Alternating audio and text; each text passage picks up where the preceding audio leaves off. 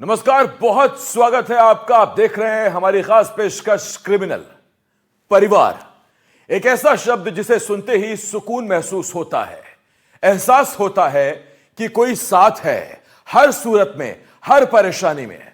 लोग अपने परिवार, अपने मां बाप और अपने हमसफर के लिए क्या क्या नहीं करते, लेकिन आज क्रिमिनल में हम आपको एक ऐसे शख्स की कहानी दिखाएंगे जिसने अपने हाथों से अपना परिवार खत्म कर दिया। न सिर्फ खत्म कर दिया बल्कि उस हैवान ने 2 गज जमीन के नीचे गाड़ दिया। आइए देखते हैं रायपुर की यह खौफनाक दास्तान।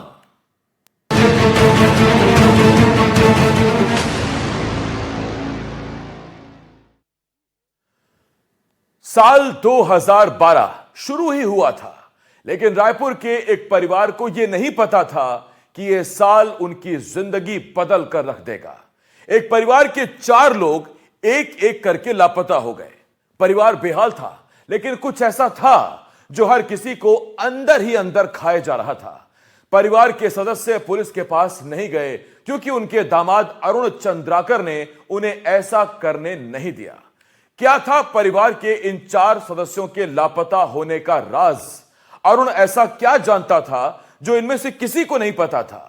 इन सब सवालों के जवाब आखिर किसके पास थे? क्या परिवार के दामाद को किसी का डर था, या फिर इन सब के पीछे कोई और गहरा राज दबा हुआ था?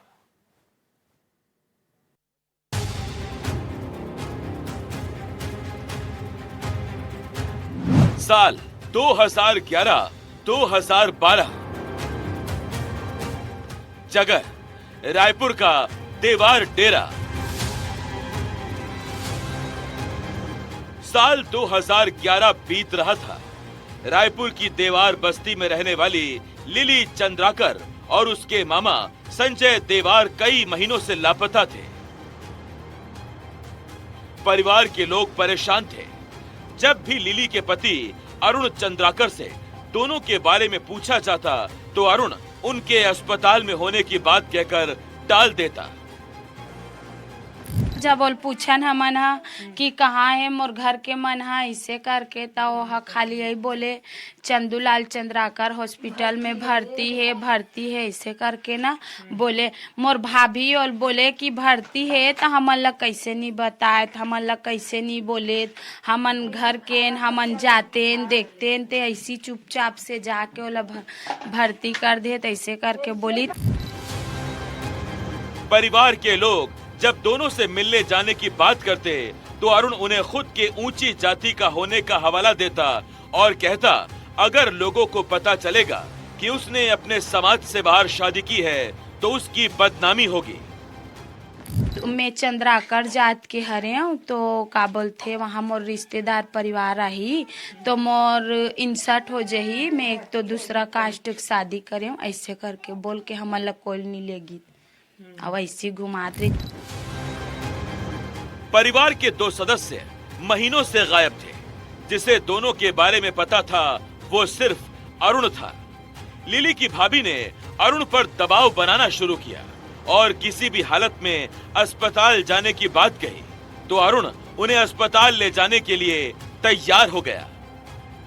भाभी ज्यादा दबाव डाल दी, नहीं मोला देखना है मोर ननद कैसे है का है, ऐसे करके वो एकदमे ओला दबाव डालित ना।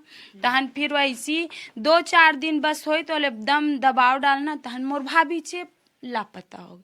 फिर ओकर बाद अपने आके का बोलते कि मोला अमना कम मिले रही से दीदी हा ओकर नंदोई बहनी लाग रही तो अमना कम मिले रही तो हा दुरु के का बोलते भुला गए, नागपुर ओकर मैके तो अपन मैके चल दी तो अपन माऊ मन ला देखे बर मोला अच्छा नहीं लगा ऐसी करके। यानी अब घर की तीसरी सदस्य लिली की भाभी पुष्पा देवार भी गायब हो चुकी थी। अरुण ने बताया उन्हें पुष्पा रास्ते में मिली थी। वो नागपुर अपने मायके जाने की बात कह रही थी। लिली का भाई अखिल अपनी पहली पत्नी के साथ दूसरे गांव में रहता था। परिवार ने जब पुष्पा के बिना बताए चले जाने की बात कही तो अखिल देवार बस्ती आया। उसने पुष्पा के मायके में पता किया तो जानकारी लगी कि पुष्पा वहां पहुंची ही नहीं। अगले दिन लिली का भाई अखिल भी लापता हो गया। मोर भैया फोन करके बुलाऊं, मोर ना दीदी के पता मिला थे ना भाभी के, ऐसे कही तो गीतपुरी में रही थी। तो गीतपुरी में रही तो मोर भाई आई थे तो ओला पी खा के थोड़ा से पिया खो रही तो चिल्लात रही, मोर बहनी मोर बीबी हा कहाँ गे है, तोला पता है?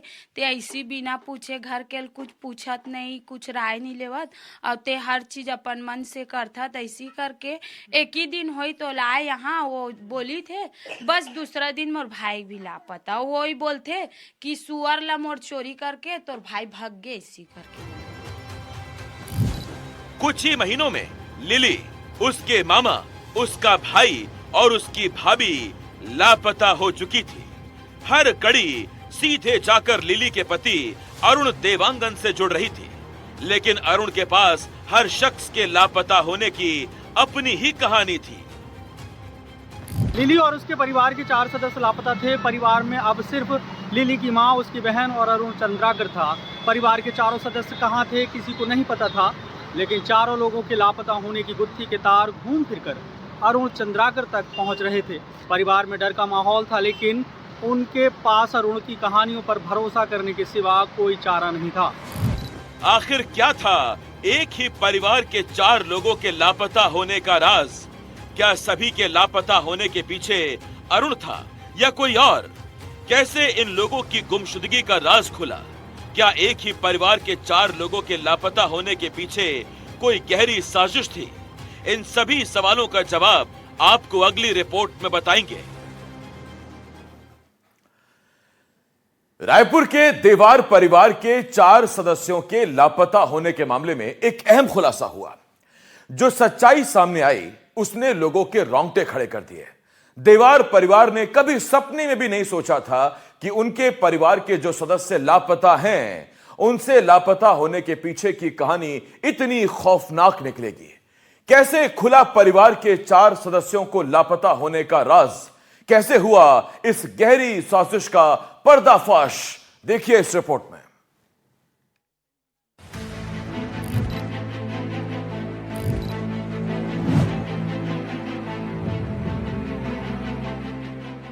रायपुर की देवार बस्ती में रहने वाली लिली और उसके परिवार के 4 सदस्यों को गायब हुए कई दिन बीत चुके थे।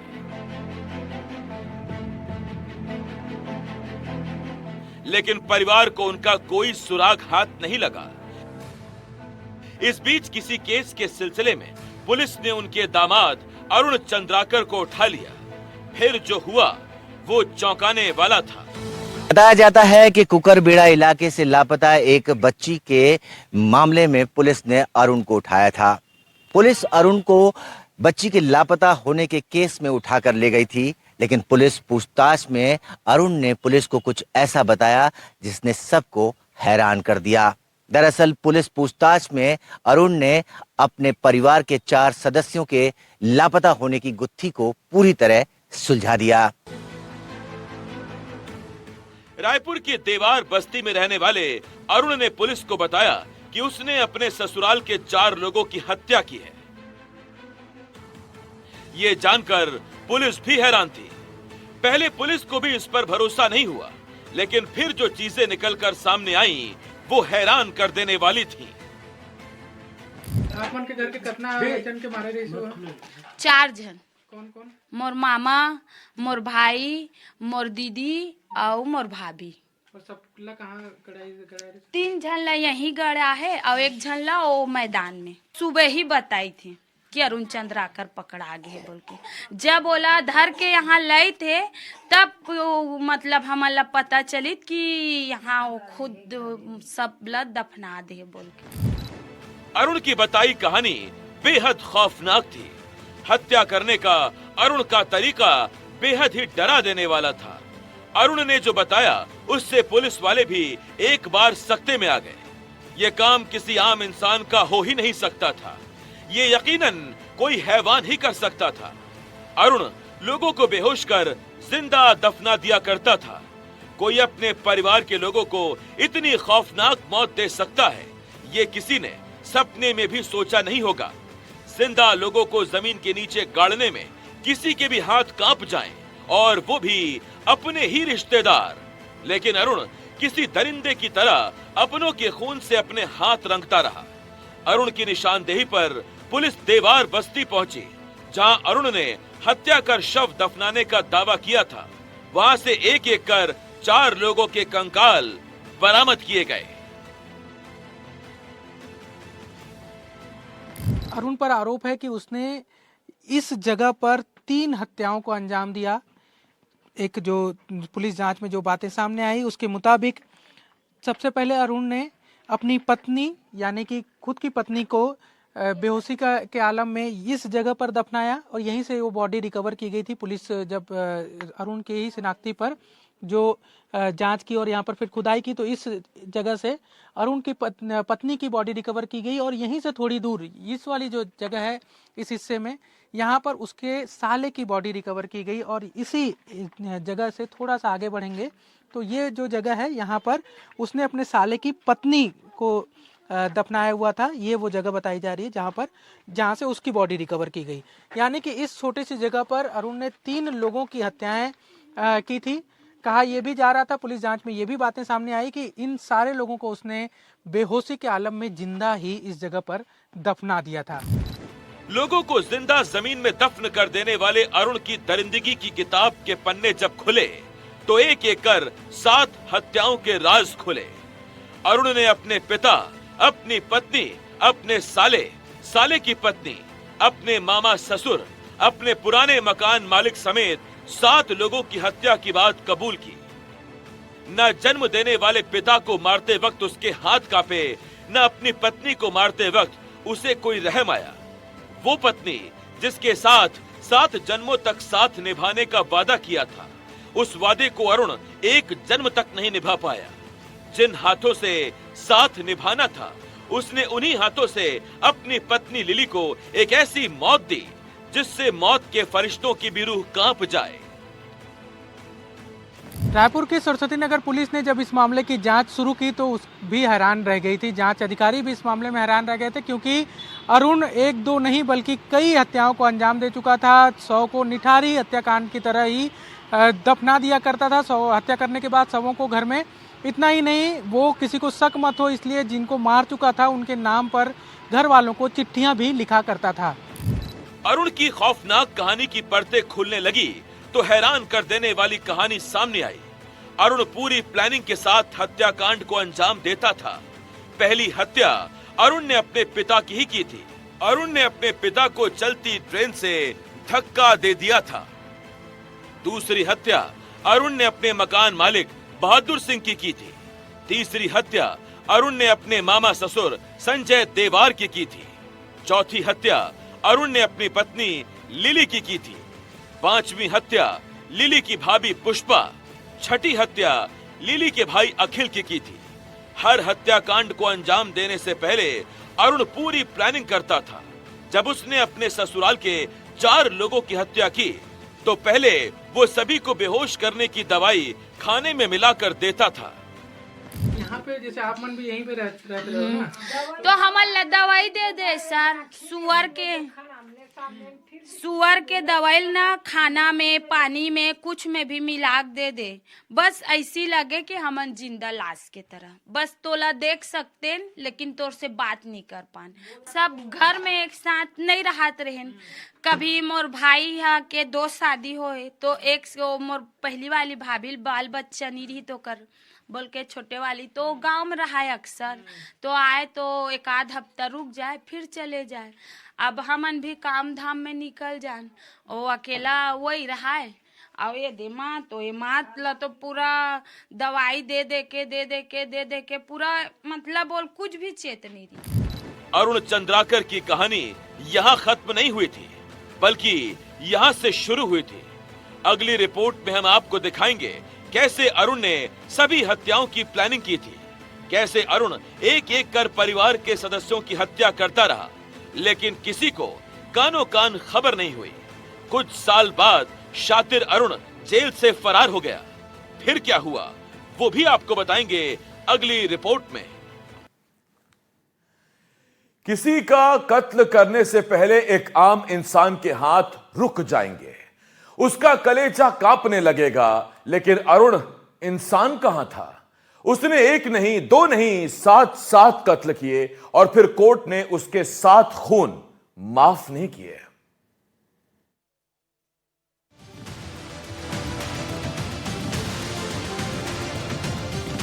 ये कहानी सिर्फ कत्ल की नहीं है, बल्कि एक साइकोपैथ की दिल दहला देने वाली मानसिकता की है, जहां प्यार, रिश्ते, परिवार सबका अरुण ने कत्ल कर दिया। कहानी में आगे बढ़ें उससे पहले जरा अरुण के बारे में जान लीजिए। अरुण चंद्राकर का जन्म हुआ था दुर्ग जिले के गुंडरदेही कस्बे में। बचपन से ही वो छोटी मोटी चोरियां करता था।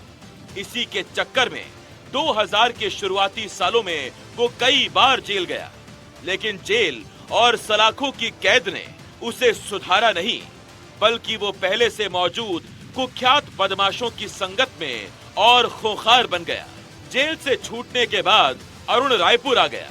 बाहर से वो बहुत शांत, मिलनसार लगता था, लेकिन अंदर से उसके दिमाग में शैतान का बसेरा हो चुका था।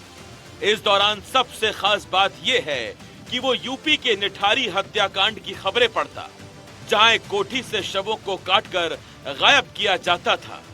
निठारी का ये मामला उसे उत्तेजित करता, वो रोमांचित हो उठता। वो मन ही मन सोचता कि अगर शव गायब हो जाएं, तो फिर कोई सबूत नहीं बचेगा। और इसी के बाद शुरू हुई एक पागल किलर बनने की खौफनाक कहानी। पिता का कत्ल। अरुण की इन हरकतों से उसके पिता शत्रुघ्न नाराज रहते थे, इतने नाराज कि उन्होंने अपने बेटे को घर से निकाल दिया। लेकिन पिता का ये बर्ताव अरुण को इतना नागवार गुजरा कि उसने अपने पिता को भी नहीं बख्शा। अप्रैल 2007 रायपुर के आमानाका इलाके में एक रेलवे ट्रैक बताया गया। अरुण अपने पिता शत्रुघ्न चंद्राकर को रात के अंधेरे में ट्रैक पर ले गया। झगड़े का बहाना बनाकर उसने पिता को चलती ट्रेन के सामने फेंक दिया। ट्रेन की शोर में पिता के मौत की चीखें भी दब गई। फिर ट्रेन गुजरते ही छा गया मौत का सन्नाटा। फिर मौत को रेल दुर्घटना बताने की कोशिश की गई।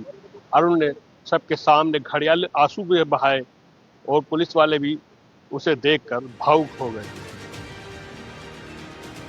लेकिन अंदर से तो वो मन ही मन मुस्कुरा रहा था, क्योंकि इस हत्या ने उसे एहसास दिला दिया था कि वो पुलिस को भी चकमा दे सकता है।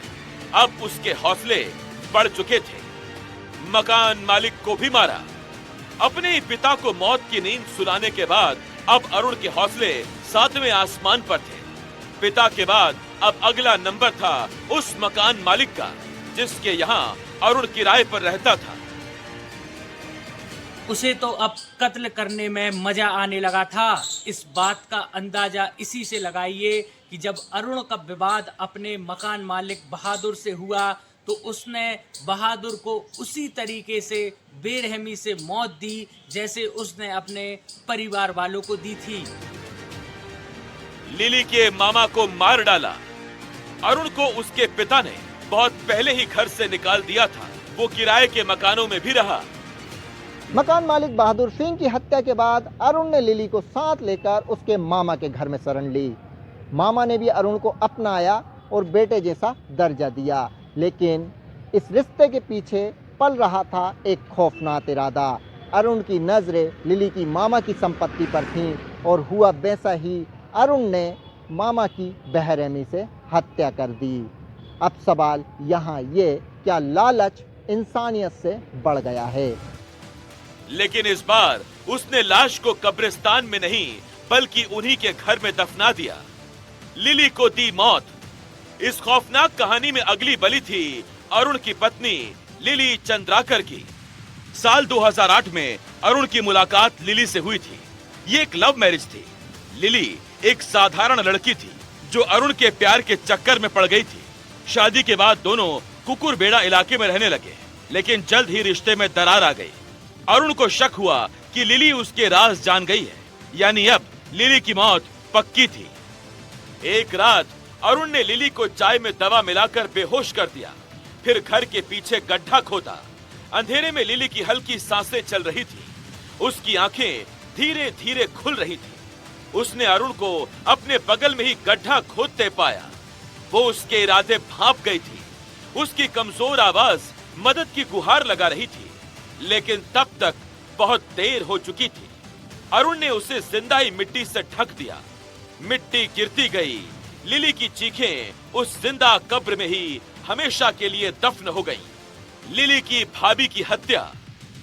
लिली के गायब होने के बाद उसके भाई अखिल और उसकी पत्नी यानी लिली की भाभी पुष्पा देवांगन को शक हुआ। वो अरुण से सवाल करने लगे। अरुण को लगा अगर ये लोग ज्यादा जांच पड़ताल करेंगे तो उसका राज खुल सकता है, उसके भेद का पर्दाफाश हो सकता है। उसने फिर उन दोनों को भी बेहोश कर दिया। फिर वही तरीका, गड्ढा, मिट्टी और जिंदा दफन। पुष्पा की आखिरी सांसों में वो शायद लिली का नाम पुकारती रही, लेकिन अरुण मुस्कुराकर बस मिट्टी डालता रहा। अरुण लोगों की हत्या करने के बाद अपने ही घर के पास एक सुनसान इलाके में उन्हें जिंदा ही दफन कर देता था। हमारी टीम उस जगह भी पहुंची जहां अरुण ने अपने ही रिश्तेदारों का जिंदा कब्रिस्तान बना दिया था। उसने अपराध को अंजाम देने के लिए इस गली के सबसे अंतिम छोर को चुना। यहाँ पर वो बाड़ी, सब्जी बाड़ी का काम किया करता था और जानवर भी पाल कर रखा था ताकि कोई दूसरा व्यक्ति इधर, बहुत सघन इलाका है, घना इलाका है, बावजूद इसके कोई यहाँ न आए। इस वजह से यहाँ जानवर को बांध कर रखा रहता था और यहाँ फिर अंदर में खुदाई करके वो शवों को दफनाता था या जिंदा ही बेहोशी के आलम में लोगों को दफना देता था। इसलिए उसने इस सबसे कोने की जगह, जो अंतिम छोर की जगह है, इसके लिए उसने चुना। शातिर अरुण चंद्राकर की शैतानी करतूतें यही नहीं थमी। वो अपने दूसरे रिश्तेदारों को गुमराह करने के लिए मारे गए लोगों के नाम से चिट्ठियां और पोस्ट कार्ड लिखने लगा। वो मृतकों के नाम से या लिली के नाम से चिट्ठियां लिखता। परिवार को चिट्ठियां और पोस्ट कार्ड मिलते जिनमें लिखा होता, माँ, गांव में सब ठीक है, हम सब खुश हैं, चिंता मत करना। ये चिट्ठियां परिवार को भ्रम में रखती थी। लेकिन एक दिन इस खौफनाक मौत के खेल का फंडा फोड़ हो गया। मगर कैसे? इतना शातिर अपराधी कैसे कानून की गिरफ्त में आया? आखिर उसने ऐसी कौन सी गलती की जिससे वो पकड़ा गया? उसके गुनाहों की फेरिस्त जितनी लंबी है, उसकी गिरफ्तारी की दास्तान भी उतनी ही हैरान करने वाली है। इतना शातिर बेरहम अपराधी और एक छोटी सी गलती, वो गलती क्या थी बताएंगे आपको। बने रहिए हमारे साथ।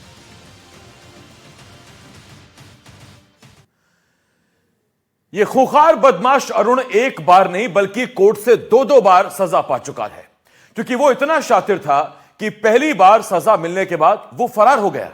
इस दौरान पुलिस उसे ढूंढती रही, लेकिन उसका कहीं पता नहीं चला। तो आखिर वो पकड़ा कैसे गया? उसने क्या गलती की? आइए आपको दिखाते हैं।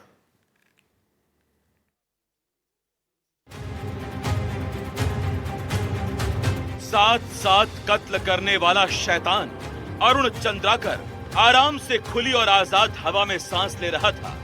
वो इसी घमंड में चकनाचूर था कि उसकी करतूतों के बारे में किसी को कानो कान खबर नहीं। लेकिन वो कहते हैं ना कि अपराधी जितना भी शातिर क्यों ना हो, वो एक ना एक दिन कानून के शिकंजे में आ ही जाता है। वो साल था 2012 और महीना था पहला यानी जनवरी का।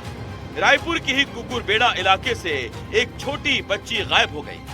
पुलिस ने बच्ची की खोजबीन शुरू की। जांच के दौरान अरुण का नाम सामने आया। पुलिस ने अरुण को 21 जनवरी को धर दबोचा।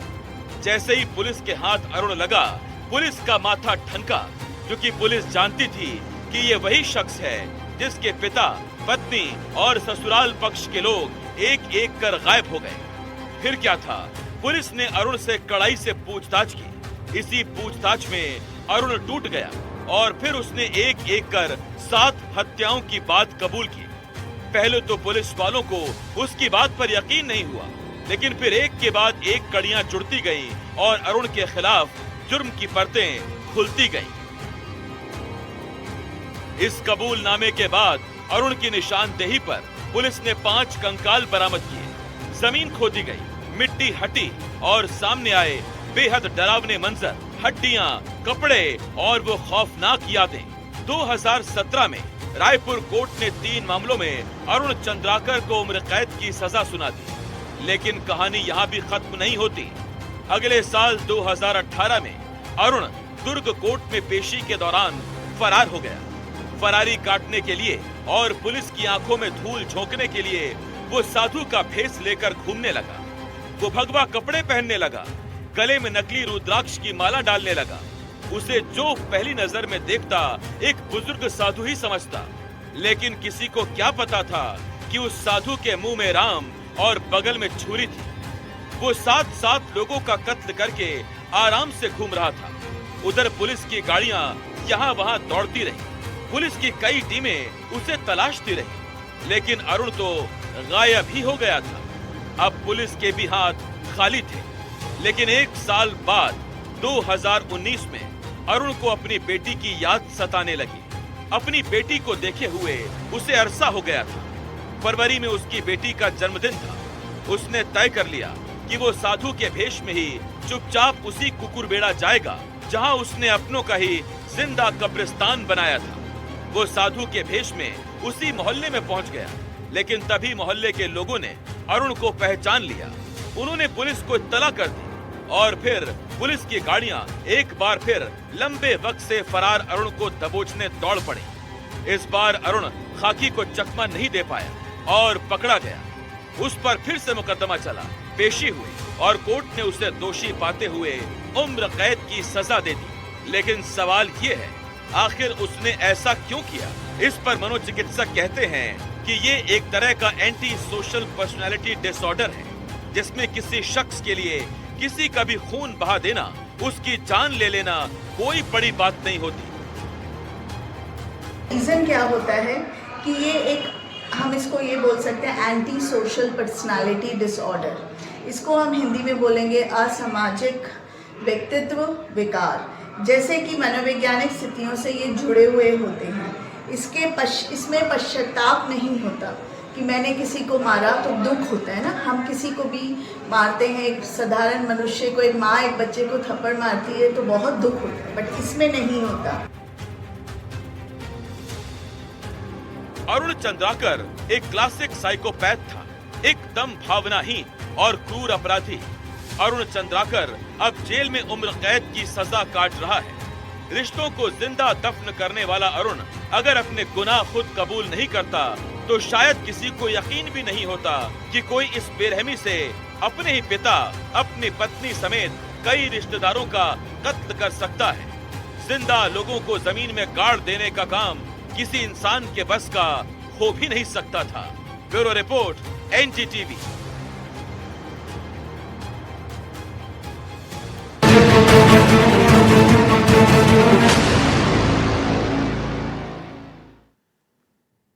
अरुण चंद्राकर अब सलाखों के पीछे है। वो पूरी जिंदगी जेल में सीखचों में ही रहेगा। लेकिन ये वारदात सवाल उठाती है कि अगर लोग अपनों पर ही भरोसा ना करें तो फिर किस पर करें?